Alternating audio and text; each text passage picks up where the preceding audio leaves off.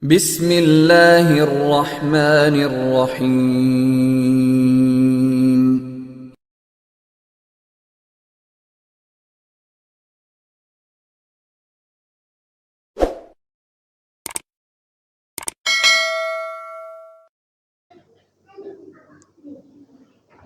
Assalamualaikum warahmatullahi wabarakatuh. Innal hamdalillah nahmaduhu wa nasta'inuhu wa nastaghfiruh wa na'udzu billahi min shururi anfusina wa sayyiati a'malina. Man yahdihillahu fala mudhillalah wa man yudlil fala hadiyalah. Asyhadu an la ilaha illallah wahdahu la syarikalah wa asyhadu anna Muhammadan abduhu wa rasuluh. Ya ayyuhalladzina amanu taqullaha haqqa tuqatih wa la tamutunna illa wa antum muslimun. Ya ayyuhan nasu taqu rabbakumul ladzi khalaqakum min nafsin wahidah wa khalaqa minha zawjaha wa batha minhuma rijalan katsiran wan nisaa. Wattaqullaha alladzi tasaaluna bihi wal arham innallaha kana 'alaikum raqiba. Ya ayyuhalladzina amanu taqullaha wa qulu qawlan sadida yuslih lakum a'malakum wa yaghfir lakum dhunubakum wa may yuti'illaha wa rasulahu faqad faza fawzan 'azima. Amma ba'd, fa inna asdaqal hadithi kitabullah wa khairal hadi hadi Muhammadin sallallahu alaihi wasallam wa syarrul umuri muhdatsatuha fa inna kulla muhdatsatin bid'ah wa kulla bid'atin dalalah wa kulla dalalatin finnar. Ayyuhal ikhwah rahimani wa rahimakumullah. Alhamdulillah, segala puji bagi Allah Subhanahu wa taala atas nikmat dan karunia yang telah Allah berikan kepada kita, itu nikmat Islam, nikmat iman, nikmat di atas sunnah Rasulullah sallallahu alaihi wasallam, serta nikmat di atas manhaj salaf. Itu beragama, berpegang teguh pada Quran dan sunnah Rasulullah sallallahu alaihi wasallam sesuai dengan pemahaman para sahabat radhiyallahu anhum ajmain. Dan juga di antara nikmat Allah Subhanahu wa taala, kita berada pada 10 awal dari bulan Dzulhijjah. 10 pertama dari bulan Dzulhijjah. Di mana dalam hadis yang sahih Rasulullah sallallahu alaihi wasallam pernah bersabda, yang dikeluarkan oleh Imam Bukhari di kitab sahihnya dari sahabat Ibnu Abbas radhiyallahu anhuma, anna Nabiy sallallahu alaihi wasallam qala ma min ayyamil amal salih fiha ahabu ila Allah min hadhil ayyam, yakni ayyamul ashr. Qalu ya Rasulullah walal jihadu fi sabilillah, qala walal jihadu fi sabilillah illa rajulun kharaja min nafsihi wa malihi thumma lam yarji' min dzalika bi syai'in. Bahwasanya Nabi SAW pernah bersabda, tidak ada hari di mana amal soleh pada saat itu lebih dicintai oleh Allah daripada hari-hari ini, yaitu 10 hari dari bulan Dzulhijjah. Maka para sahabat ketika itu bertanya, setelah mendengar sabda Nabi, mereka bertanya, ya Rasulullah, tidak juga jihad fi sabilillah? Maka Nabi SAW menjawab, tidak juga jihad fi sabilillah, kecuali orang yang keluar berjihad fi sabilillah dengan jiwa dan hartanya, kemudian tidak kembali dengan sesuatu apapun, yaitu mati syahid. Maka di sini ikhwan fillah, bahwa pada 10 awal dari bulan Dzulhijjah, amal soleh yang kita kerjakan dari tanggal 1 sampai tanggal 10 Dzulhijjah merupakan amalan-amalan yang Allah cintai, bahkan Allah lebih mencintainya dari bulan yang lainnya, atau di luar dari tanggal, atau di luar dari awal 10 dari bulan Dzulhijjah. Bahkan para sahabat ketika mendengar demikian, maka mereka bertanya, ya, apakah ini juga tidak tidak juga jihad fi sabilillah? Ya, maksudnya amalan yang kita kerjakan pada awal 10 dari bulan Dzulhijjah ini, ya, itu Allah cintai melebihi jihad fi sabilillah. Maka Nabi SAW menjawab iya, ya, walaupun jihad fi sabilillah, tapi kecuali, ya, itu seorang yang berjihad dengan harta dan jiwanya, ya, lalu ketika dia berjihad tidak membawa sesuatu apapun, maksudnya apa? Orang tersebut mati syahid. Apa maknanya, ikhwan fiddin?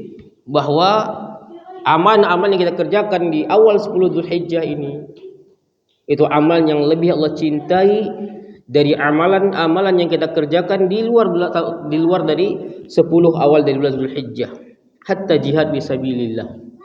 Itu maksudnya orang yang berjihad fisabilillah, dia berjihad di luar dari keluar dari 10 awal bulan Dzulhijjah ini, kemudian dia berjihad, dia kembali di atas kemenangan, misalnya dia tidak meninggal dunia, ya, maka amalan yang kita kerjakan seperti sholat sunnah, puasa sunnah, berzikir, bertahlil, bertahmid, membaca Al-Quran, berinfak, itu lebih Allah cintai dari seorang yang berjihad, ya, dia berjihad jalan Allah, yaitu kembali dalam keadaan selamat. Kecuali kalau dia berjihad, ya, lalu mati syahid. Ini yang maksud dari sabda Nabi sallallahu alaihi wasallam. Intinya apa? Dari hadis yang mulia ini dianjurkan bagi kita untuk memperbanyak amal soleh, ya, dan bagaimana besarnya ganjaran bagi mereka yang beramal di awal bulan 10 dari bulan Dzulhijjah, di mana amal tersebut lebih Allah cintai dari seorang yang beramal di luar dari bulan 10 dari bulan Dzulhijjah. Ya, oleh karena itu hendak kita memperbanyak dari ibadah-ibadah seperti sholat sunnah, ya, puasa sunnah, kemudian juga sedekah, membaca Al-Quran, ya, berzikir, bertakbir, ya. Kemudian juga dari di 10 awal dari bulan Dzulhijjah ini, ya, terdapat satu hari yang merupakan hari yang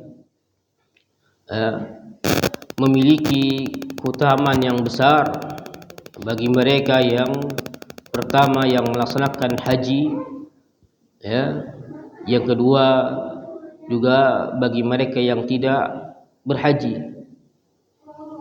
Ya, bagi mereka yang berhaji itu mereka melaksanakan, ya, di antara manasik haji yang harus mereka lakukan, yaitu apa? Mereka berada di suatu tempat, ya, berdiam diri, ya, yang disebut dengan padang Arafah, ya, itu pada tanggal 9 Dzulhijjah, ya. Bahkan Arafah, seorang atau jamaah haji yang berada sedang melaksanakan haji, bahwa inti dari haji itu adalah mereka berada di padang Arafah. Makanya dalam hadis apa? Al-hajju Arafah. Al-hajju Arafah. Haji itu adalah Arafah. Sedangkan mereka yang tidak melaksanakan haji, maka diperintahkan Nabi SAW, yaitu apa? Berpuasa di hari tersebut. Itu berpuasa ketika jamaah haji sedang wukuf di Arafah, maka kaum muslimin yang tidak melaksanakan haji, mereka melaksanakan puasa pada hari tersebut. Maka sebut dengan siyamu yaumi Arafah. berpuasa pada hari Arafah. Ya. Kenapa demikian? Karena di antara keutamaannya adalah sebagaimana sabda Nabi sallallahu alaihi wasallam, siyamu yaumi Arafah ahtasib ila Allahi an yukaffira as-sanata allati qablahu wallati ba'dahu.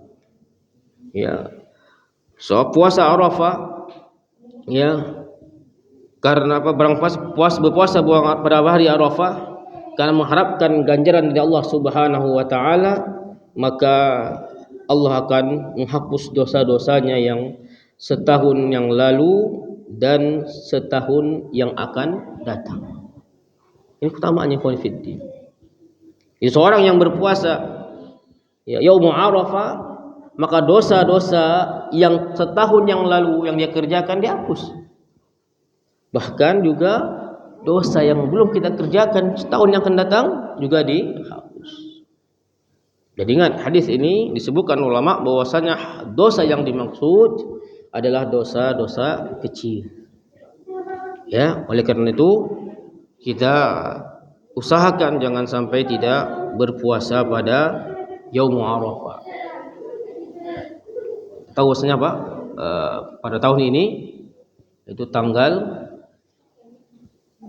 6 ya. Yang kalau Idul Adha-nya 6. Nah, berarti sebelumnya, satu hari sebelum Idul Adha. Itu apa? Hari Kamisnya. Ya.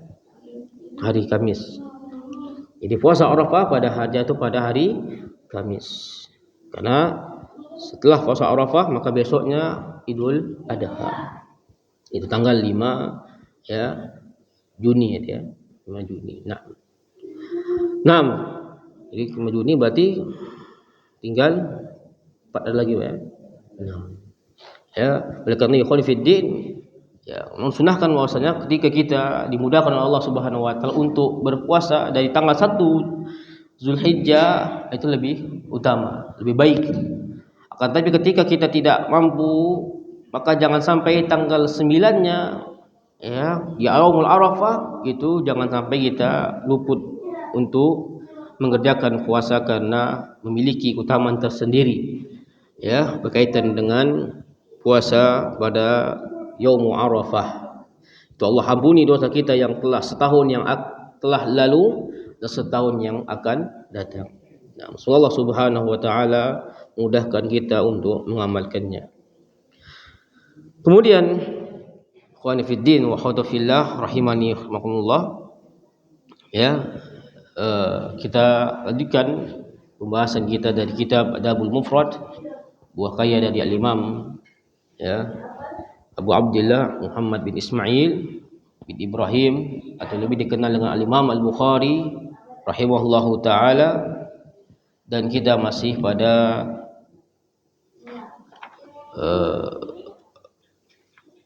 adab yang pertama yang berkaitan dengan ya birrul walidain, itu berbakti kepada kedua orang tua. Jadi hadis yang kita bahas masih berkaitan dengan orang tua, kedua orang tua. Kita sampai kepada hadis yang ke-10 dan bab yang ditulis oleh Imam Bukhari, itu bab jazail walidaini. Bab pembahasan yang ke-6 itu apa? Babu jazail walidaini. Bab yang berkaitan tentang ya membalas kebaikan orang tua. Nah. Ikhwani fiddin, khatufillah rahimani wa rahimakumullah. Imam Bukhari melakukan sebuah hadis yang didengar dari Qabisah. Kata beliau, hadatsana Qabisatu qala hadatsana Sufyanu an Suhail bin Abi Salih an abihi an Abi Hurairah radhiyallahu anhu anin Nabi sallallahu alaihi wasallam qala la yajzi waladun walidahu illa an yajidahu mamlukan fayashtariyahu fayu'tiqahu. Imam Bukhari telah menceritakan kepada kami Qabisah. Lalu Qabisah mendengarnya dari Sufyan. Lalu Sufyan dari Suhail bin Abi Saleh. Suhail bin Abi Saleh itu mendengar dari ayahnya itu apa? Abi Saleh. Dan Abi Saleh mendengar dari sahabat yang mulia Abu Hurairah radhiyallahu anhu. Dari Nabi SAW qala, dia bersabda, la yajzi waladun walidahu, yang artinya ya, seorang anak itu ya tidak akan mampu ya membalas jasa ayahnya, ya, illa kecuali an yajidahu, dia mendapati ayahnya mamlukan, dalam keadaan statusnya seorang budak, fayasdariyahu, maka dia membelinya, fayu'tiqahu, lalu memerdekakannya. Ya, hadis ini disebutkan bahwasanya juga diriwayatkan oleh Al-Imam Al-Muslim di kitab sahihnya.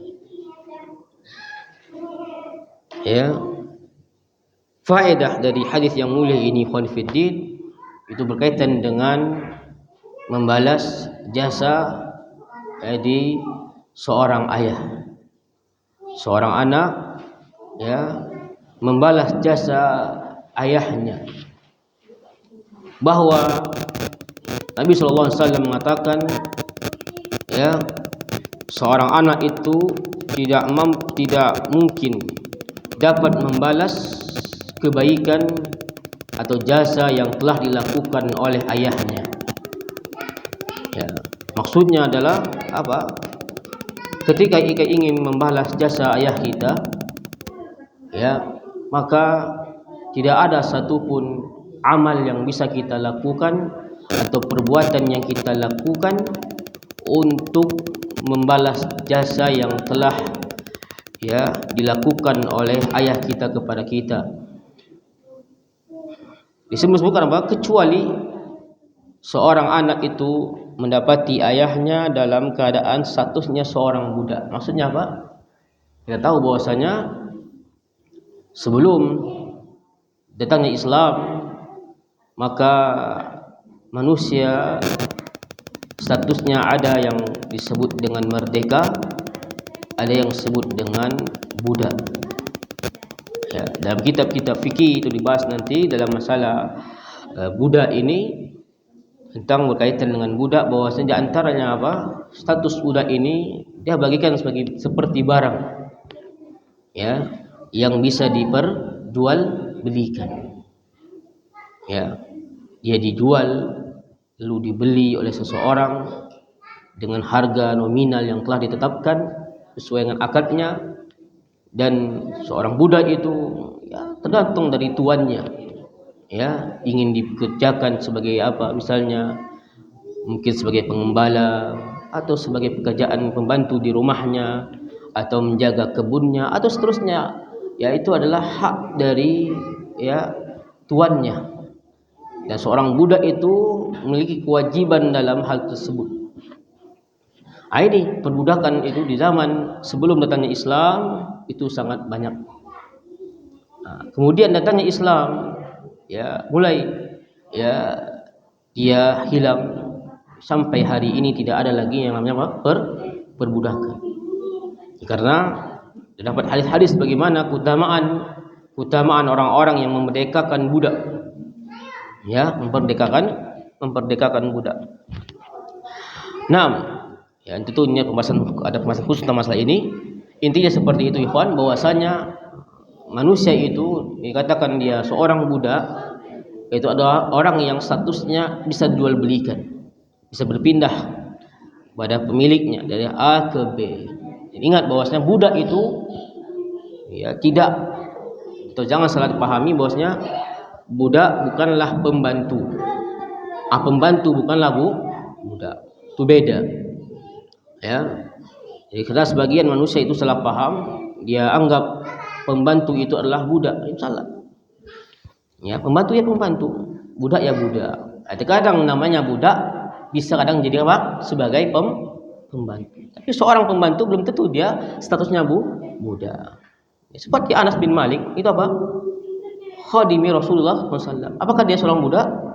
Tidak. Dia pembantu Rasulullah SAW. Ya, berkhidmat Nabi SAW. Perhatikan di sini konfidin bahwasanya seorang anak itu bisa membalas jasa ayahnya ketika dia mendapati ayahnya dalam keadaan statusnya seorang budak. Lalu dia membelinya dan memerdekakannya. Akan tapi di sini bahwa ya sesuatu yang mustahil ya, dan sangat langka sekali, maka tidak disebutkan dalam riwayat ya dari kalangan para sahabat yang mana mereka mendapati ayahnya statusnya budak lalu dia memerdekakannya. Maksud dari hadis ini apa? Seakan-akan apa? Seorang anak itu tidak mungkin bisa membalas jasa ayahnya. Ya, mungkin. Ya, tidak mungkin seorang anak itu bisa membalas jasa ayahnya. Ini harus kita pahami, ikhwan fillah wa akhwatu fillah rahimani wa rahimakumullah. Jadi bagaimanapun ya perbuatan yang kita lakukan kepada ayah kita, maka tidaklah dapat bisa membalas jasa ayah kita ya, selama kita berada dalam tanggung jawabnya, mulai dari kita ya kecil, dari bayi ya tumbuh menjadi remaja, kemudian dewasa, maka tidak dapat kita balas jasa-jasa yang telah mereka ayah kita lakukan terhadap kita selama hidup kita ini. Ya, apapun amalan yang kita lakukan. Ya, misalnya antum memiliki harta kekayaan, antum kasih pada ayah antum nih Pak 1 T. Maka apa? Ya, 1 T tersebut tidak ada nilainya. Ya, dari apa? Ya, jasa yang telah dilakukan oleh seorang ayah pada anaknya. Karena seorang ayah rela dia pulang pagi pergi pagi pulang malam atau pulang sore untuk mencari nafkah untuk menghidupkan anak-anaknya.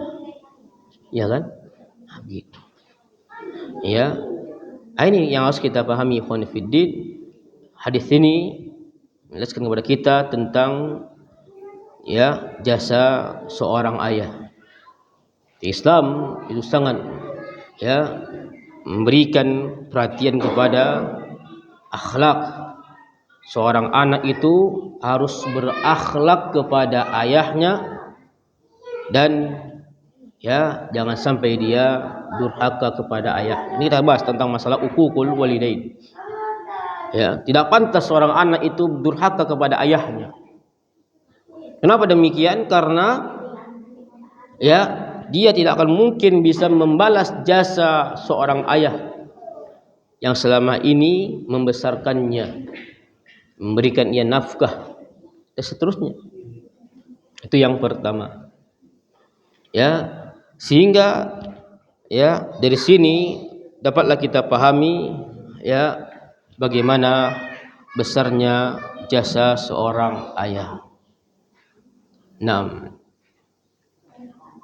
kemudian hadis yang berikutnya, hadis ya dari sahabat yang mulia Ibnu Umar, atau disebut juga di sini bukan hadis tapi athar ya. Jadi athar maksudnya apa? Itu kisah ya yang berasal dari sahabat Nabi.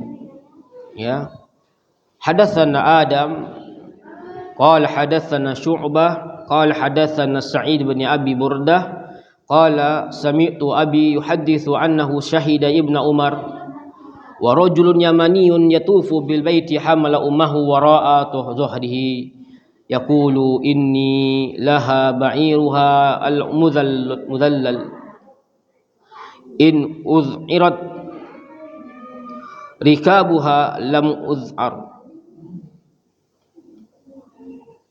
Bahwasanya Imam Bukhari mendengar dari ya gurunya itu Adam.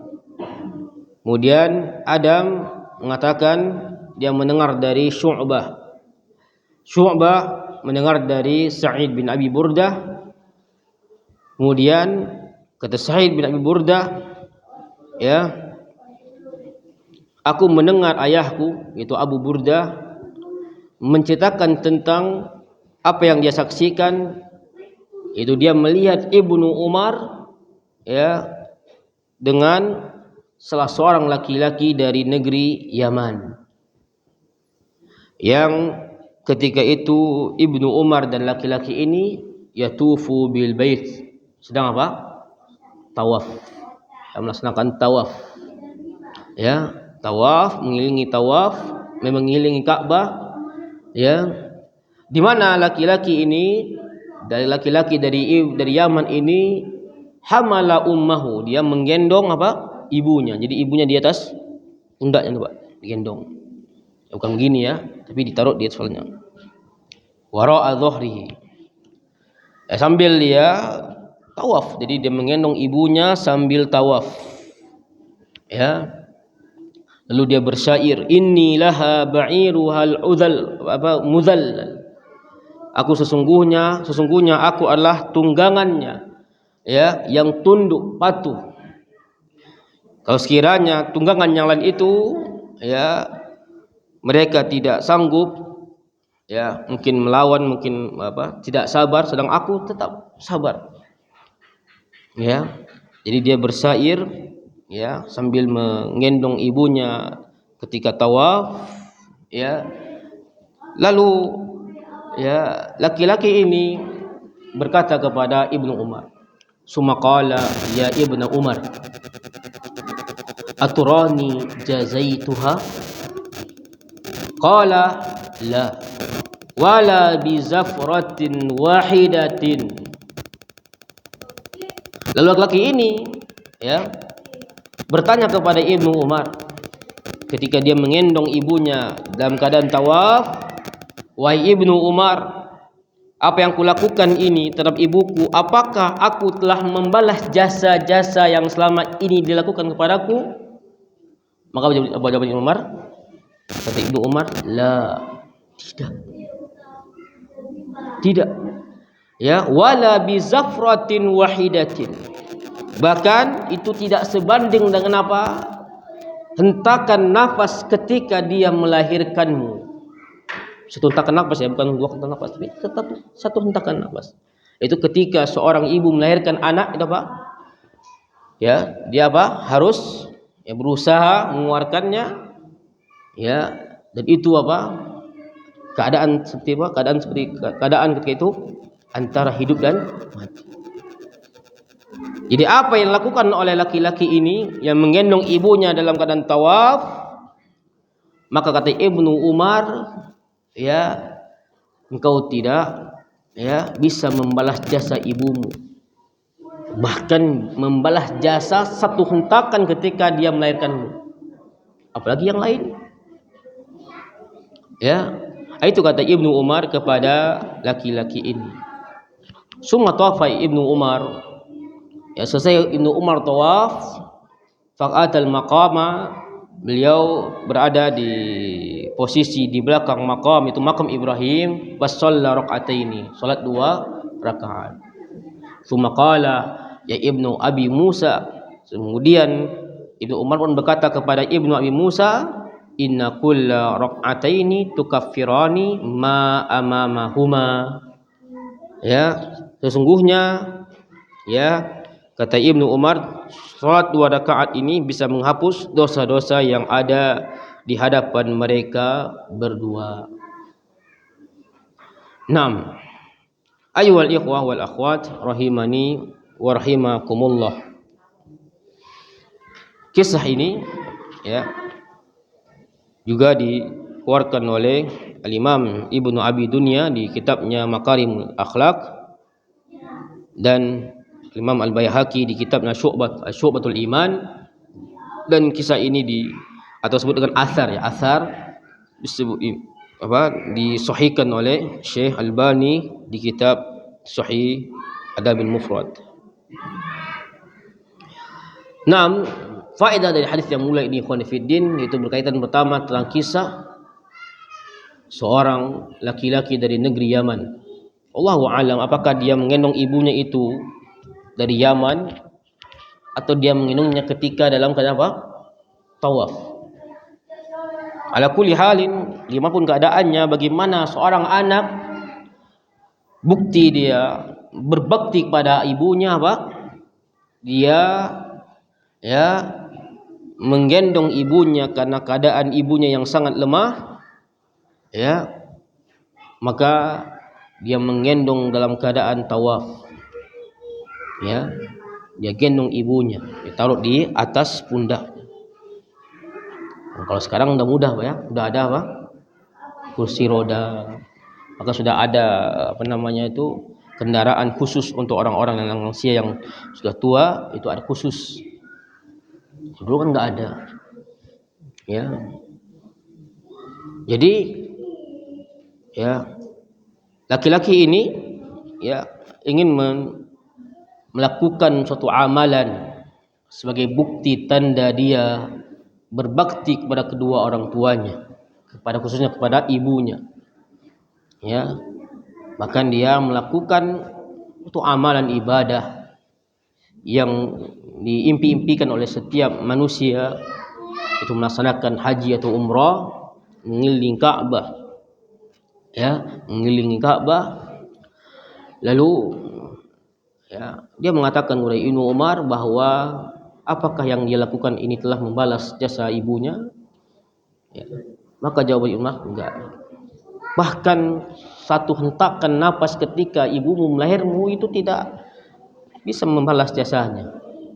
Maka faedahnya khafidin bahwa ya, sebagaimana hadis yang sebelumnya tadi kaitan dengan ayah, maka itu juga tidak ada amalan yang bisa membalas jasa dari seorang ibu. Ya, tidak ada amalan yang bisa membalas jasa seorang ibu. Ya. Karena ibulah yang telah melahirkan kita. Ya. Dia melahirkan 9 bulan. Kemudian apa setelah melahirkan? Ya, menyusui berapa tahun? Ya, setidaknya apa? 2 tahun.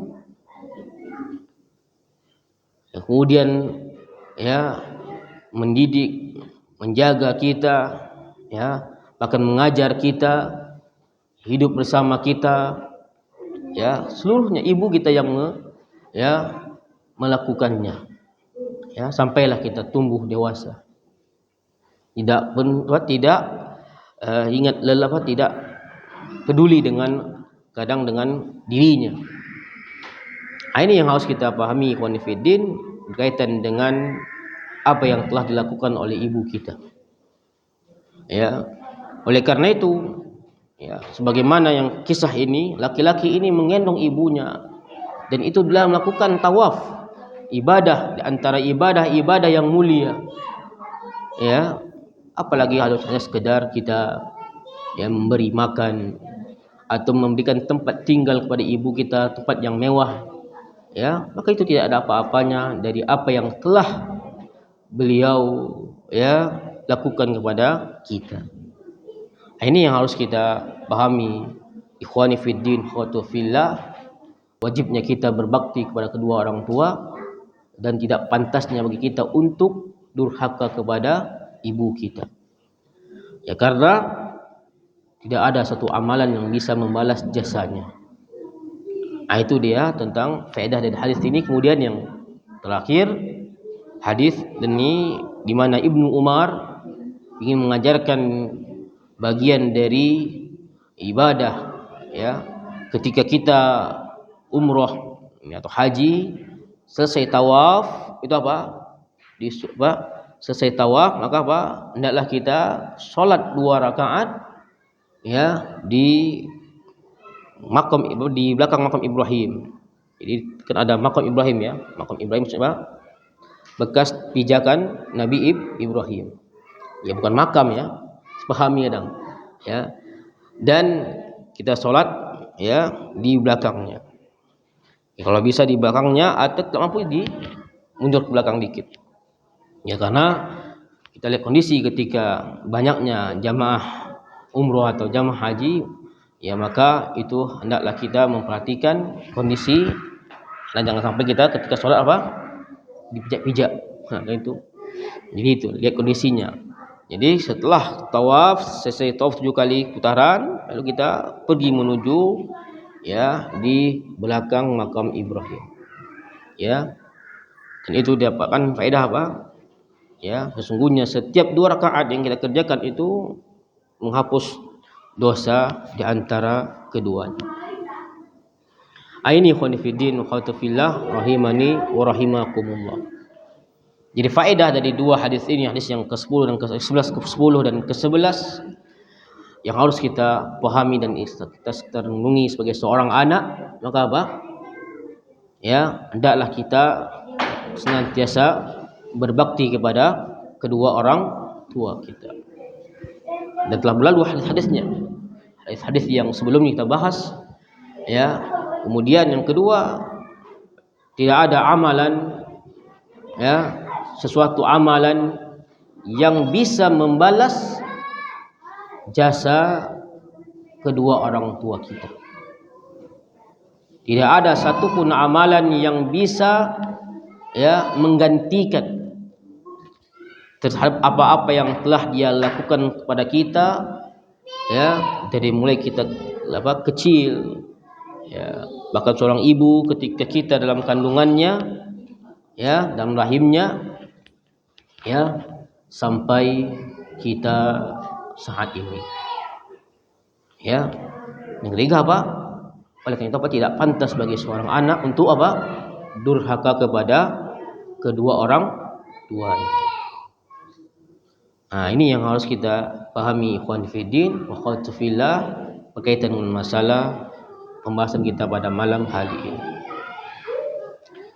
Oleh karena itu, hendaklah kita pertama lakukanlah amalan-amalan, perbuatan-perbuatan yang bisa menyenangkan kedua orang tua kita, sebagaimana bab-bab yang telah kita bahas pada sebelumnya ya, bab-bab pembahasan sebelumnya ya.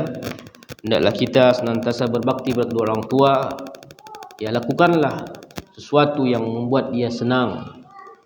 Dan tentunya ketika dia memerintahkan kita, selagi perintah tersebut tidak melanggar syariat, kerjakan, buat dia senang ya. Jangan sampai ya ibu bapak kita itu sedih gara-gara kita dan seterusnya.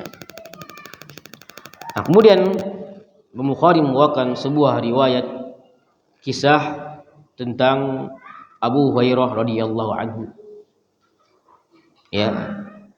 Hadatsana Abdullah bin Saleh qala hadatsani Al-Laits qala hadatsani Khalid bin Yazid an Sa'ib bin Abi Hilal an Abi Hazim an Abi Murrah maula Aqil anna Abu Hurairah kana yastakhlifuhu Marwan wa kana yakunu bi Dzil Hulaifah wa kanat ummuhu fi baiti wa huwa fi akhar qala fa idza arada an yakhruja waqafa ala babiha faqala assalamu alayki ya ummatahu wa rahmatullahi wa barakatuh fataqulu wa alayka assalamu ya bunayya wa rahmatullahi wa barakatuh wa yaqulu rahimakillahu kama rabbaitini saghiran wa taqulu rahimakallahu kama barartani kabiran thumma idza arada an yadkhula sana'a mithlahu. Bukhari membawakan riwayat ini dari Abdullah bin Saleh dari Al-Laits dari Khalid bin Yazid dari Sa'id bin Abi Hilal. Sa'id bin Abi Hilal itu dari Abi Hasim, dan Abi Hasim itu dari Abi Murrah maula Aqil. Dia mengatakan bahwasanya Abu Hurairah ya, sahabat yang mulia ya, Abu Hurairah radhiyallahu anhu ya, itu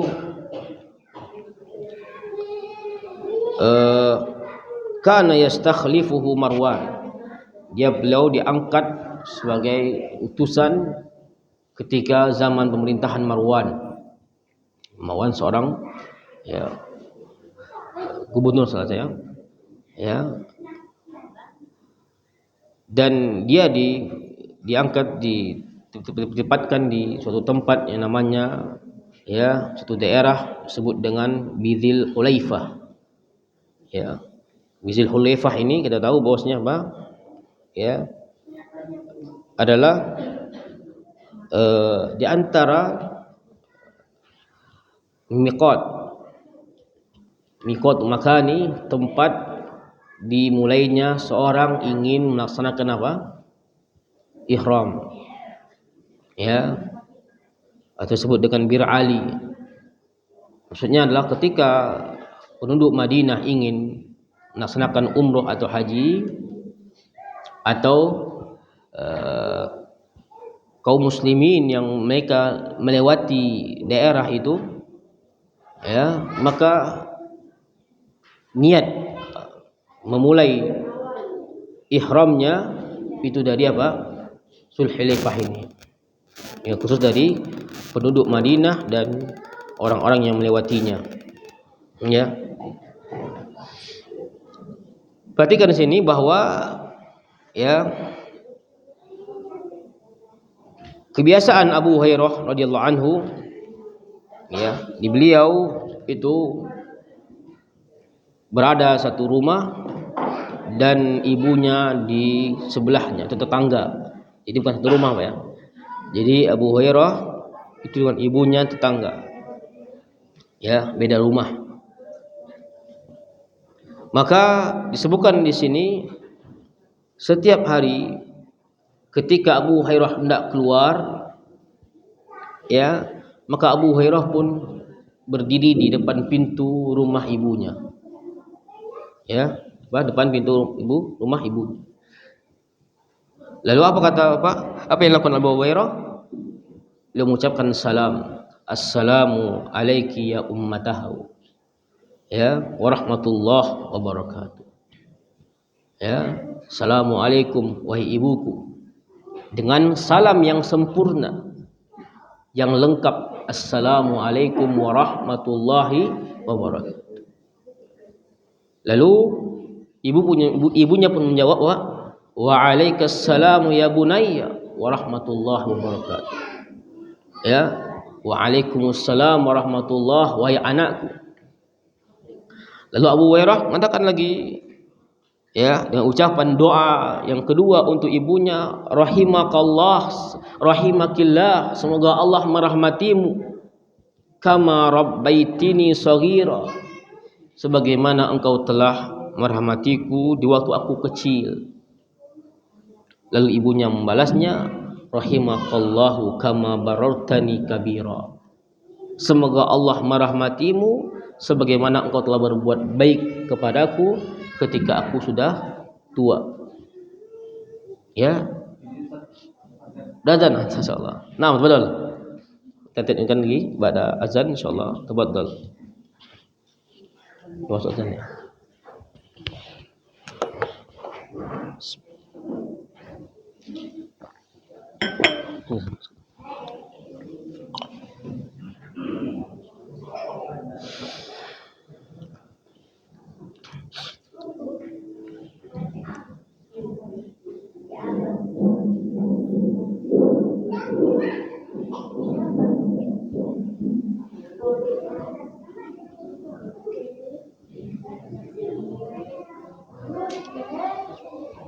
Allahu Akbar, Allahu Akbar,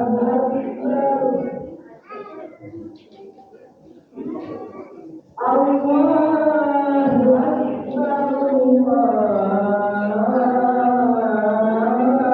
Allahu Akbar.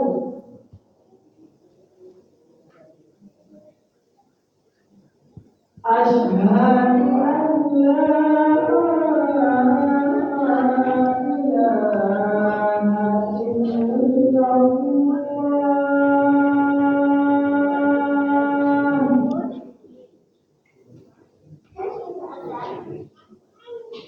Asyhadu an la ilaha illallah.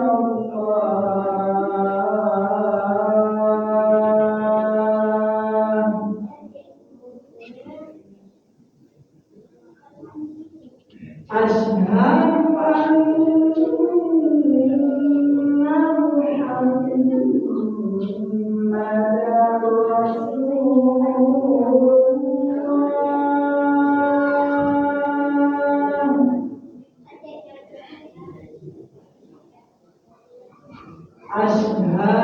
anna Muhammadar Rasulullah. Asyhadu anna Muhammadar Rasulullah.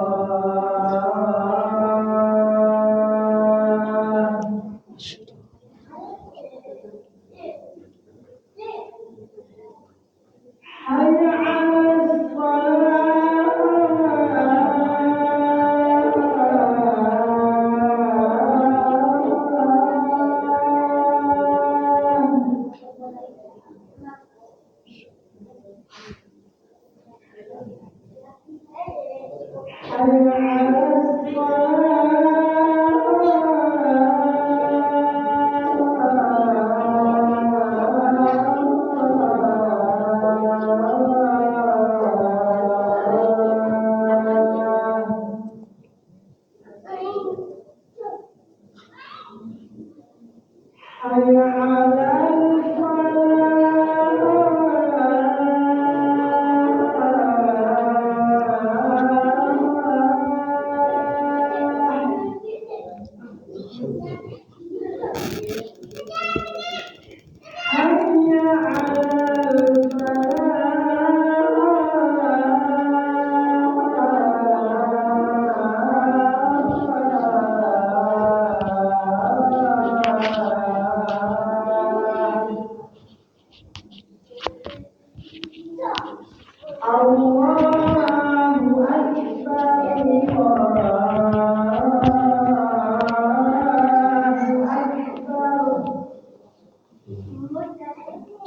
La ilaha illallah.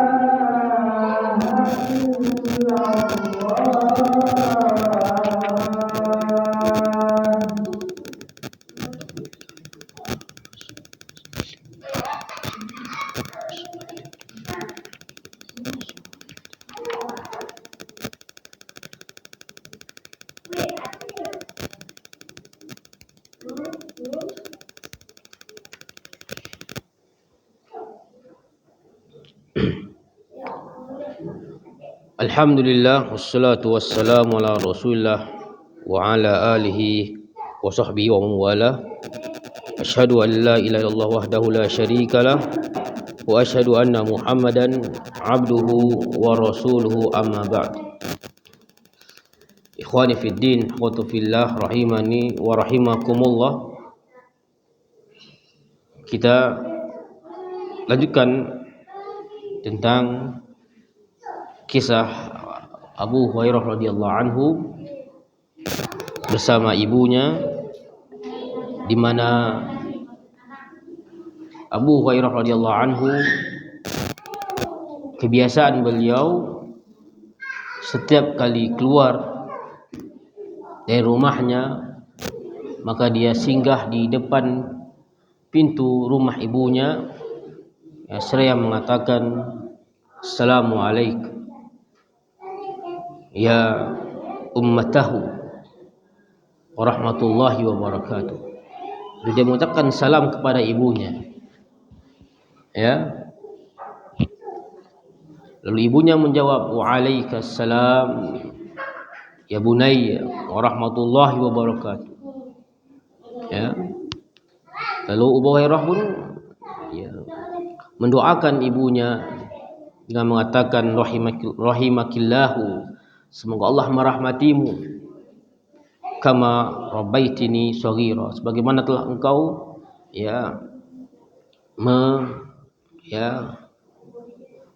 mendidik aku di waktu kecil, ya.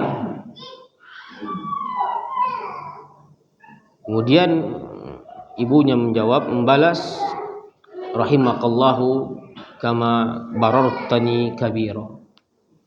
Semoga Allah merahmatimu sebagaimana engkau telah berbuat baik ketika kau tumbuh besar, tumbuh dewasa. Kemudian apa disebutkan di sini bahwa tsumma idza arada an yadkhula sana'a mithlahu. Maka ketika beliau kembali pulang ke rumah, maka beliau melakukan hal demikian juga seperti yang beliau lakukan ketika beliau hendak keluar. Jadi ketika beliau pergi, sebelum pergi singgah ke rumah ibunya, mengucapkan salam, mendoakan ibunya, lalu ibunya menjawab dan juga membalas doanya. Pulang ke rumahnya, sebelum pulang ke rumah dia singgah ke depan pintu rumah ibunya, lalu sama mengucapkan salam, lalu mendoakan ibunya. Ibunya pun menjawab salamnya, kemudian doakan kembali anaknya. Di sini ikhwan fiddin wa akhwatu fillah rahimani wa rahimakumullah. Riwayat ini nanti juga akan diulang oleh Imam Al-Bukhari di hadis yang ke-14. Bersama hadisnya, kisahnya di hadis yang ke-14. Dengan sanad yang sedikit berbeda, sedangkan dengan sanad yang berbeda. Kemudian ada tambahan bahwa berkata seorang rawi yang bernama Musa mengatakan bahwa kana ismu Abi Huwairah Abdullah ibni Amr. Adalah nama dari Abu Huwairah adalah Abdullah bin Amr. Maksudnya apa? Di sini kita tahu bahwasanya Abu Huwairah itu adalah nama sebutan yang disebut dengan apa? Kunyah atau kunyah kunyah yang diawali dengan Abu kalau laki-laki, kalau perempuan Ummu. Terkadang juga kata Abu atau Ummu di sini bisa bermakna laqab. Tergantung dengan keadaan atau yang dimaksud. Yang jelas di sini bahwasanya Abu Hurairah lebih tepatnya adalah apa? Laqab. Karena kunyah itu biasanya dinisbatkan kepada nama dari anak laki-laki atau anak yang paling besar. Seperti saya misalnya, anak saya pertama saya adalah Huzaifah, maka Abu Huzaifah. Ini contohnya. Jadi Abu Hurairah, dan beliau memang lebih dikenal dengan apa? Sebutan Abu Hurairah. Dan nama ini tentunya adalah nama atau laqab ini disebut ketika beliau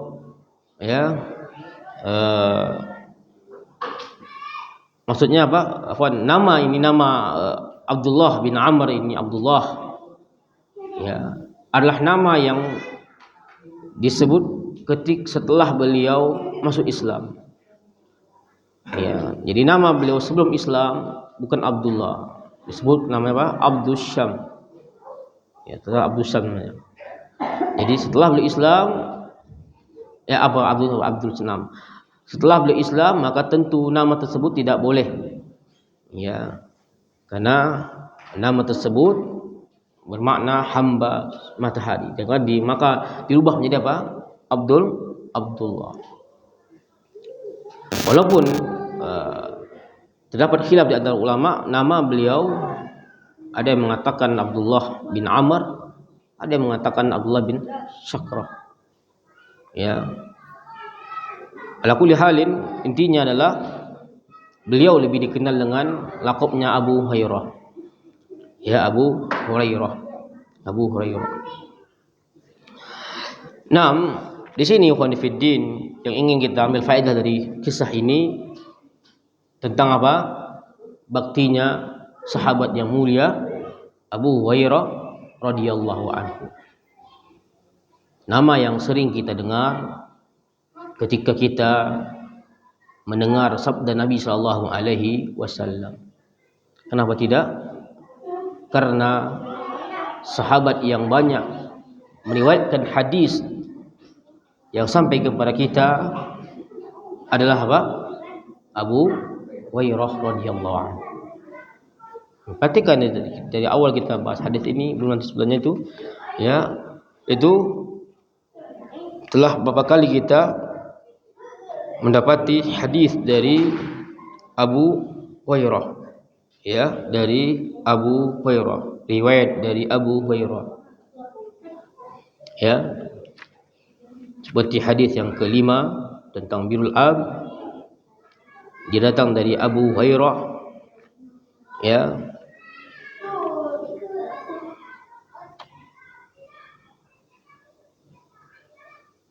Enam. Kemudian, ya, hadis yang kita bahas sebelumnya juga datang dari Abu Hurairah.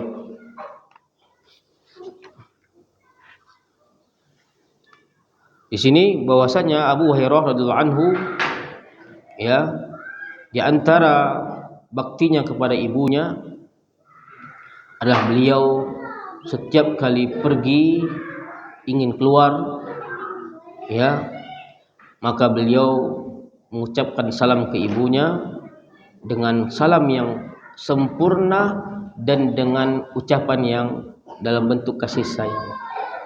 Assalamu alayki ya ummatahu, ya, assalamualaikum ya ummatahu rahmatullahi wa barakatuh. Memanggil ibunya dengan apa? Panggilan kasih sayang. Ya, kalau kita apa, Pak? Mak, nah, sayang, Mak. Kalau mak itu ada maunya tuh, ya. Nah, itu ucapan yang dengan ucapan tersebut ibu kita apa? Merasa senang. Ya, merasa senang. Juga ke ibu beliau ketika menjawab salamnya dengan ucapan yang, ya, sempurna dan dalam bentuk kasih sayang. Waalaikumsalam ya bunayya wa rahmatullah wa barakatuh. Ini kawan fiddin. Dan ini beliau lakukan juga ketika beliau kembali dari, ya, kembali ke rumahnya, ya, begitu. Dan ini terkadang di antara kita kebiasaan seperti ini mungkin jarang kita dengar, ya. Dan juga kita jarang menanyakan atau mendoakan kedua orang tua kita ketika kita bertemu atau mengucapkan salam. Ya, maksudnya di sini adalah seorang yang mungkin senantiasa hidup bersama ibunya, sama ayahnya, ya, maka hendaklah kita menjadikan apa yang dilakukan oleh Abu Hurairah ini sebagai suri tauladan. Ya, beliau menunjukkan tentang bagaimana contoh di antara sekian contoh dari berbakti kepada kedua orang tua, khususnya ibu. Ya, ini khonifidin rahimani wa rahimakumullah. Dan Abu Hurairah radhiyallahu anhu memiliki kisah yang sangat menarik bersama ibunya. Maksudnya adalah bahwa setelah Islamnya Abu Hurairah radhiyallahu anhu, maka ibunya itu apa? Masih dalam apa? Ya, musyrik. Ya, disebutkan dalam sebuah riwayat dikeluarkan oleh Imam Muslim tentang kisah Islam ibunya Abu Hurairah. Jadi disebutkan, dan Abu Hurairah menceritakan tentang ibunya ini bahwa, ya, setelah beliau masuk Islam, maka ibunya Abu Hurairah itu masih dalam keadaan musyrik. Ya, seorang musyrik yang dimana Abu Hurairah senantiasa mendakwahkan ibunya, mengajak ibunya agar memeluk Islam. Yang perhatikan di sini konfidin, sebutkan ya, diceritakan langsung oleh Abu Hurairah, dulu saya sering mengajak ibu saya untuk masuk Islam ketika ia masih musyrik. Pada suatu hari saya mengajaknya untuk masuk ke dalam agama Islam, tetapi ia mengutarakan kata-kata yang tidak saya sukai tentang diri Rasulullah sallallahu alaihi wasallam. Ya. Kemudian ya, saya pun datang menemui Rasulullah sallallahu alaihi wasallam ya, dalam keadaan menangis bersedih ya, dan berkata, "Ya Rasulullah, saya sering mengajak ibu saya untuk masuk Islam, tetapi ia selalu menolak dan malah mengucapkan kepada saya kata-kata yang tidak saya sukai tentang dirimu. Oleh karena itu, mohonkanlah kepada Allah agar ibu saya mendapatkan petunjuk dan hidayahnya." Ya, setelah mendengar itu, maka Nabi SAW pun berdoa dengan mengatakan, "Ya Allah, berikanlah hidayah kepada ibu Abu Hurairah." Lalu setelah itu Abu Hurairah kembali ke rumahnya dengan perasaan gembira karena doa Rasulullah SAW tersebut. Sampainya di rumah, maka apa yang terjadi? Dia mendapati pintu rumah masih dalam keadaan tertutup. Ya, lalu ya, ketika ibunya mendengar langkah kaki Abu Hurairah, dia mengatakan, ya, berhenti. Ya, jadi ibunya menyuruh Abu Hurairah berhenti. Ya, lalu Abu Hurairah pun mendengar ya, tumpahan air. Maksudnya apa? Melihat seorang yang sedang apa? Mandi. Ya, berarti apa? Ibunya sedang mandi. Ya, maka ia segera setelah itu ibunya berpakaian dan mengenakan kerudung, kemudian membuka pintu. Saya mengatakan, "Wahai Abu Hurairah, ya, inni asyhadu an la ilaha illallah wa anna Muhammadar Rasul." Sesungguhnya hari ini aku bersaksi bahwa tidak ada sembahan yang berhak disembah kecuali Allah dan bahwasanya Muhammad adalah utusan Allah. Ya, lalu mendengar itu, Abu Hurairah pun kembali lagi menemui Rasulullah SAW dalam keadaan apa? Senang dan gembira. Ya, di mana ia ingin menyampaikan bahwasanya doa Rasulullah SAW itu dikabulkan oleh Allah Subhanahu wa taala. Lalu sesampainya beliau bertemu SAW, maka Nabi SAW memuji Allah dan mengucapkan syukur kepadanya. Ya, lalu Abu Hurairah meminta satu permintaan kepada Rasulullah SAW. Apa itu? Kata Abu Hurairah, ya Rasulullah SAW, mintakanlah kepada Allah Subhanahu wa taala agar diriku dan ibuku mencintai orang-orang yang beriman dan orang-orang yang beriman mencintaiku dan ibuku. Maka Nabi SAW mengatakan, ya, lalu berdoa, "Ya Allah, jadikanlah hambamu ini, ya, dan ibunya cinta kepada orang-orang mukmin, serta jadikanlah mereka orang-orang mukmin mencintai kepada keduanya." Ya, maka di sini apa disebutkan dalam riwayat bahwa tidak ada seorang mukmin yang mendengar namaku, tidak bertemu denganku, melainkan ia mencintaiku, kata Abu Hurairah radhiyallahu anhu. Ini kisah yang langsung diceritakan oleh Abu Hurairah radhiyallahu anhu tentang Islam ibunya. Di mana ya khonifidin, faedah dapat kita ambil bagaimana kesabaran Abu Hurairah senantiasa apa? Mengajak ibunya untuk apa? Memeluk Islam. Kalau kita alhamdulillah kita memiliki ayah dan ibu apa? Muslim. Ada yang ayah ibunya kafir, Pak? Hah? Enggak ada kan? Maka apa? Tentu ini lebih ya mudah bagi kita. Ya, mungkin di antara kita ada ayah dan ibu kita yang belum melaksanakan sholat. Maka hendaklah apa? Mengajak, terus mendakwahkan. Tentu apa? Dengan cara apa? Sabar, terus mengajak dia untuk sholat, ya, ketika datang Ramadan untuk ngajak dia untuk puasa dan yang lainnya, ya, atau meninggalkan kemaksiatan yang perbuatan syirik seperti percaya pada tangkal jimat, dakwahkan. Itu terus menerus seperti Abu Hurairah, dia sabar terus menerus, dia dakwahkan ibunya agar masuk Islam. Ya, apa faedah sini konfidin? Bahwasanya jangan kita putus asa. Hendaklah senantiasa kita mengajaknya, dan jangan lupa yang kedua doa. Ya, doa. Ya. Sebagian kita terkadang ya lupa dengan doa. Bagaimana di sini bahwasanya Nabi SAW ketika dia berdoa, ya Allah kabulkan doa Nabi, ya masuk Islamlah ibunya Abu Hurairah radhiyallahu anhu. Ya, kemudian di antara faedah dari kisah ini bahwa ya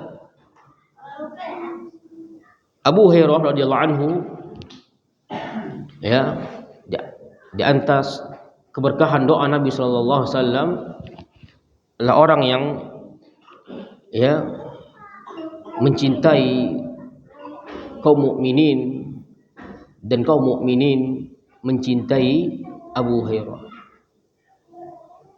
Bahwa yang harus kita perhatikan di sini konfidin, ya, ini di antara keutamaan Abu Hurairah bahwa seluruh kaum mukminin pasti mencintai Abu Hurairah, dan itu memang pantas dan layak. Kenapa ikhwan? Karena hadis yang datang dari Nabi sallallahu alaihi wasallam sebagian besarnya itu dari Abu Hurairah radhiyallahu anhu. Ya, kalau antum membaca kitab Musnad Imam Ahmad, itu kitab hadis Musnad Imam Ahmad itu kan dikumpulkan secara nama disusun dengan secara nama sahabat, mulai dari Abu Bakar, Umar, Utsman, Ali, dan seterusnya. Dia dari sahabat-sahabat yang dihabarkan dengan jannah, lalu nanti disusul dengan sahabat-sahabat yang lainnya. Ya, ketika sampai pembahasan tentang nama Abu Hurairah, ya, mungkin kalau hadis-hadis dari Abu Bakar, Umar, Utsman dan lainnya itu sedikit bisa dilihat, misalnya hanya setengah jilid atau cuman beberapa halaman.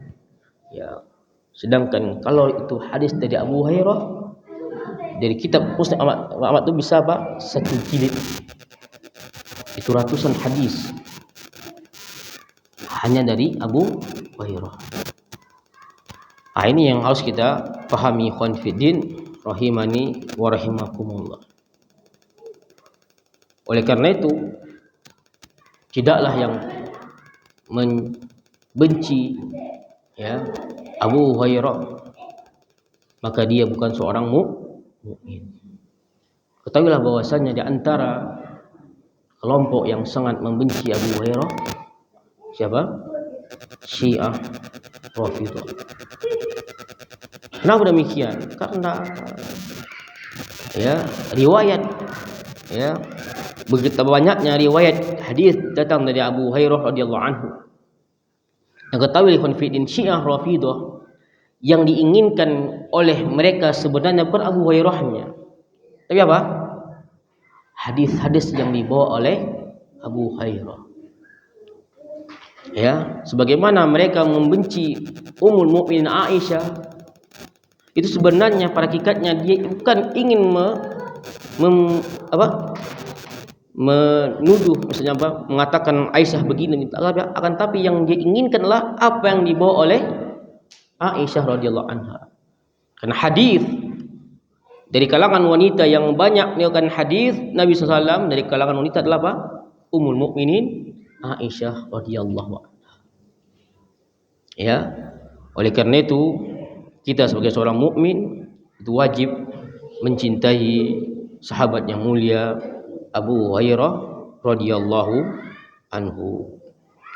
Ikhwan fillah wa akhwat fillah, ya, kita tutup dengan hadis yang terakhir, ya, Itu hadis dari kata Bukhari, hadatsana Abu Nuaim qala hadatsana Sufyan an Atha bin Sa'ib an abihi an Abdullah bin Amr qala jaa rajulun ila Nabi sallallahu alaihi wasallam yuba'ihu 'ala al-hijrah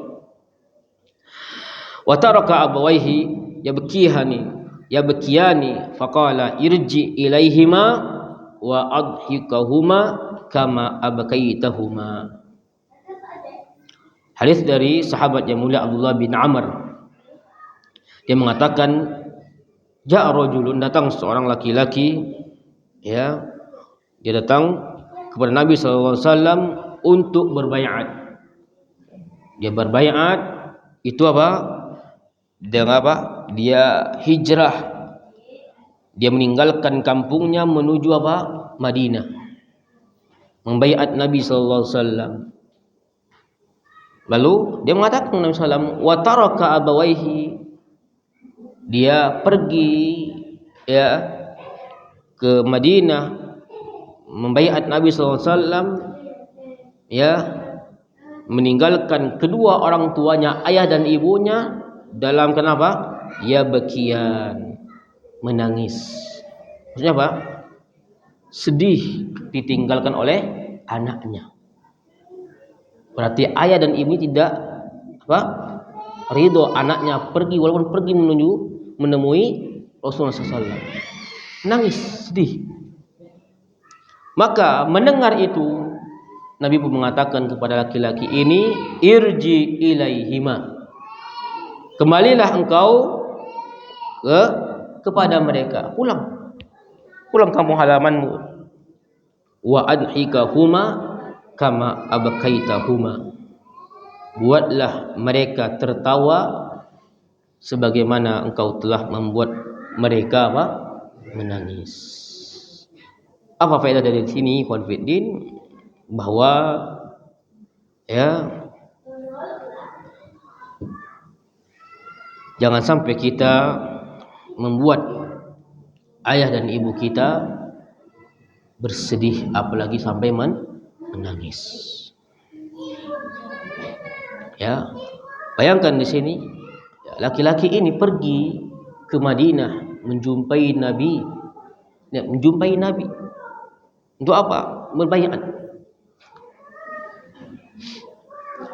Tapi dalam keadaan ayah dan ibunya ya tidak ridho, dia menangis. Ya mungkin dialah anak yang sesatunya yang bisa menjaga ayah dan ibunya. Kalau dia pergi maka ya mereka tidak bisa hidup tanpa anak tersebut. Maka mendengar itu Nabi SAW suruh pulang, irji, kembali engkau. Ya, maka buatlah kedua orang tuamu tertawa bahagia sebagaimana telah engkau membuat mereka menangis. Maka apa faedahnya seorang anak itu? Jangan sampai dia ya dalam keadaan urusan dia pergi, kedua orang tuanya tidak ridho. Misalnya antum apa? Ingin kuliah, ya, kuliah. Ya. Tapi ayah dan ibu antum tidak setuju antum kuliah. Ya. Maka enggak boleh. Ya. Atau antum mungkin ya ingin kerja di tempat yang jauh. Ya. Kedua orang tua antum tidak setuju, tidak merestuinya, maka ya jangan. Ya. Ini faedah dari hadis ini. Bayangkan laki-laki ini pergi apa? Ingin menuju ke Madinah bertemu Nabi SAW. Ya. Maka ini harus kita perhatikan. Ya. Ya mungkin antum ada istilah proyek, ya, proyek bertemu sama klien, ya kan, suatu tempat jauh. Tapi dalam keadaan meninggalkan apa? Ayah dan ibu kita atau salah satu di antaranya, dan dia dalam keadaan apa? Tidak merestuinya. Ya, dia bersedih kalau seandainya kita pergi meninggalkannya. Maka ini yang harus kita perhatikan, ya. Maka jangan sampai kita membuat kedua orang tua kita menangis. Ya, beda halnya kalau seandainya dia setuju, ya kan? Pergilah nak. Atau ada yang senang, Pergilah. Dia senang itu orang tuanya. Ya.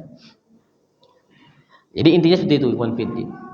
Ini faedah dari hadis ini, di mana Nabi sallallahu alaihi wasallam ketika mendapati seorang laki-laki dia pergi ke Madinah, hijrah dari kampungnya, ingin berbaiat kepada Nabi sallam, maka Nabi mendengar kisah dia bahwasanya dalam keadaan ibunya, dia meninggalkan ayah dan ibunya dalam keadaan menangis, maka Nabi suruh pulang. Irji ilaihim. Ya, lalu buat mereka tertawa senang, ya, sebagaimana engkau membuat mereka menangis. Ini dia yang dapat kita sampaikan pada malam hari ini. Barakallahu fikum, wallahu a'lam bissawab. Wassalamualaikum Muhammadin walhamdulillahi rabbil alamin. Nah, insyaallah kita akan lanjutkan pada pertemuan berikutnya, yaitu bab tentang uququl walidain, bab tentang durhaka kepada kedua orang tua. Nah, silakan yang ingin bertanyakan satu pertanyaan. Tafadhol. Silakan, Pak. Bang, selamat. Waalaikumsalam warahmatullahi wabarakatuh. Ya.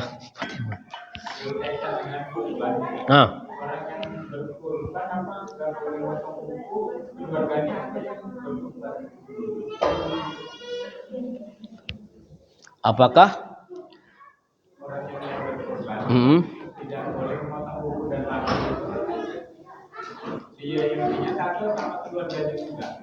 Baik. Nah, berkaitan dengan masalah apa? Hukum ya memotong kuku ya bagi yang berkurban. Jadi terdapat hadis ya. Larangan apa? Seseorang itu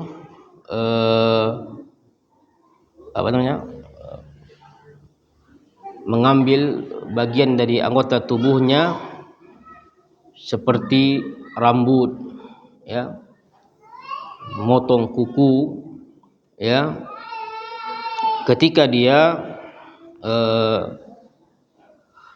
berniat berkurban. Nah, jadi ada hadis ya, ini di antara hadis riwayat Muslim, Nabi SAW bersabda, "Idza dakhalatil ashru wa arada ahadukum an yudhi fala yamassa min sya'rihi wa basharihi syai'an." Apabila 10 hari pertama Zulhijjah telah masuk ya, maksudnya telah masuk 1 Zulhijjah ya, dan seseorang di antara kalian hendak berkurban, maka janganlah dia menyentuh rambut dan kulitnya sedikit pun. Maksudnya apa? Ya, pertama seperti apa?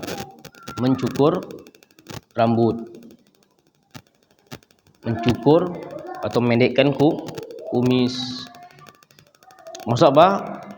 Memotong kuku tangan atau kuku kaki ya, dan itu dilarang melakukannya terhitung dari 1 Zulhijjah sampai setelah kita berkurban. Setelah berkurban baru boleh. Apakah larangan ini khusus bagi kita atau kita dan keluarga? Maka jawabannya adalah tergantung niat kita, Pak. Ketika antum itu berkurban, maka niatnya apa? Untuk kita pribadi atau sekeluarga. Dalam kurban misalnya, boleh seorang misalnya dia berkurban kambing, apa niatnya? Untukku dan keluargaku. Maka kalau dia niatnya demikian, dia dan keluarganya juga masuk dalam larangan hadis ini. Tapi ketika kita katakan kita niat cuma diri kita saja, ya kan? Maka apa? Hanya kita. Bisa pahami? Bisa dipahami enggak? Jadi seperti itu. Jadi yang harus dipahami di sini ya, ketika seorang itu meniatkan. Kan orang berkurban, ya dia kan seorang kan boleh berkurban dia untuk, ya misalnya antum kurban sapi apa dari antum dan keluarga atau sapi itu satu keluarga. Maka intinya jika dia masuk dalam niat orang yang berkurban, maka dia masuk dalam apa? Larangan hadis ini. Tidak boleh mengambil bagian dari rambutnya dan bagian dari tubuh kulitnya, itu kuku. Nah, itu yang saya ketahui dalam masalah ini. Ya, jadi niat kita itu kalau kita niat kita untuk kita, ya, maksudnya kurban ini hanya untuk kita, maka keluarga kita nggak masuk. Ya, tapi kalau kita niatnya untuk kita dan keluarga kita, maka apa? Masuk. Kita dan keluarga kita tidak boleh mengambil rambut dan kulit atau sebut sini apa dengan, ya maksudnya kuku, ya. Nah, wallahu a'lam bishawab. Mungkin itu yang dapat saya jawab, ya, berkaitan dengan masalah larangan, ya, mengambil atau memotong rambut atau kuku. Ya, jadi seperti itu. Dan ini penting karena kaitan dengan masalah seperti kuku dan rambut ini kan hukum asalnya, ya, sesuatu yang seperti rambut, ya, rambut kepala ini kan sesuatu yang dibolehkan. Kumis misalnya itu sesuatu yang disunahkan, sebagaimana kuku, sesuatu yang awalnya sunnah, ketika dia telah panjang maka itu dipotong kuku kita, sedangkan kumis itu dipendekkan, dan itu termasuk sunanul fitrah. Akan tetapi terdapat, ya, larangan kalau itu berkaitan dengan masalah, ya, seorang yang sudah berniat untuk kurban, maka dalam hal ini, ya, mereka dilarang untuk, ya, memotongnya, ya, baik rambutnya atau kukunya. Ya, wallahu a'lam bishawab. Nah, cukup? Lagi? Esok, ya. Nah. Baik. Kita tutup dengan doa qatul majelis. Subhanallah bihamdika asyhadu an la ilaha illa anta astaghfiruka wa atubu ilaik. Assalamualaikum warahmatullahi wabarakatuh.